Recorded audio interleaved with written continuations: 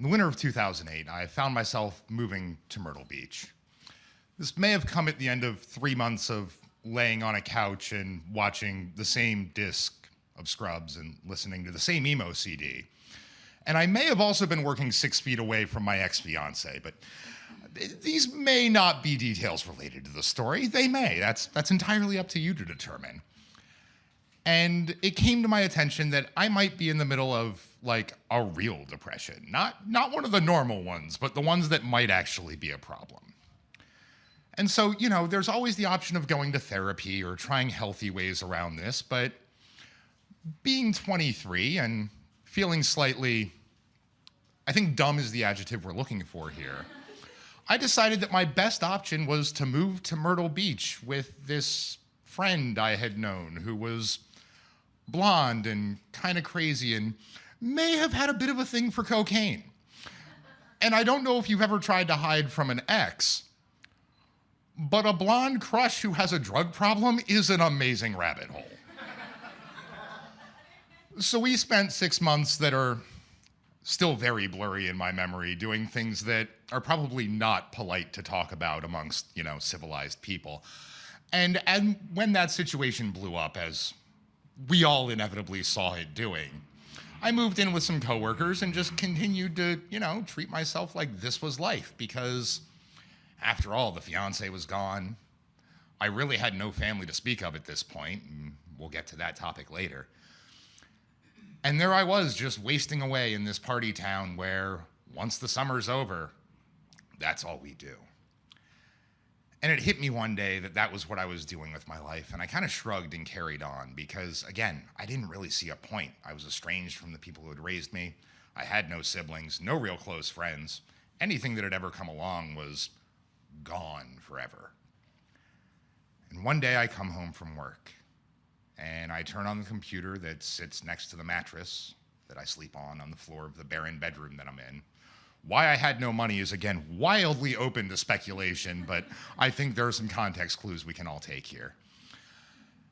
And this is in the early days of Facebook when, it was still Farmville and memes weren't even quite made yet. We were just starting to edge into that. There were Flash videos. Those were a lot of fun. And my daily ritual was to just sit there and scroll through this. And up pops a message from this guy I've never met who claims to be my long-lost brother.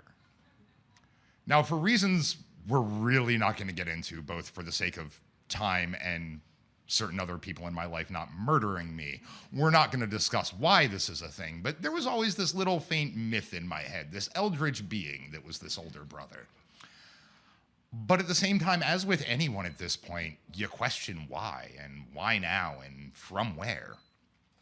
And I start digging a little bit and looking at these other siblings that he has, and one of them, well, he looks like me if you kind of squish me a little bit. And there's this picture of him in absolute emo attire and staring up sadly into a camera, and I've never made this pose in my life. And I look at it and go, oh no, this is the thing. This is actually the real thing. So I make a phone call, and the next thing I know, I'm put on the phone with this person who claims to be my little sister. And by the end of this conversation, we've nicknamed each other, and we still use this name to that day. If you ever see us in public together and one of us yells ish, we're talking to the other one. Just get them, for the love of God, please. And this person has become my best friend and the person I talk to every day. She texted me this morning to remind me that I didn't stock beer on Sunday, which, hey, at least I know somebody cares enough. And I talked to her, and I talked to my mother, and by the end of that conversation, there's a plane ticket that they told me was round trip, but really was one way, for me to come home. And I'm so excited the night before that I can't sleep. I'm rolling over, I'm sitting and tossing and turning, and finally I'm like, fine, I'll just stay up, go to the airport first thing in the morning.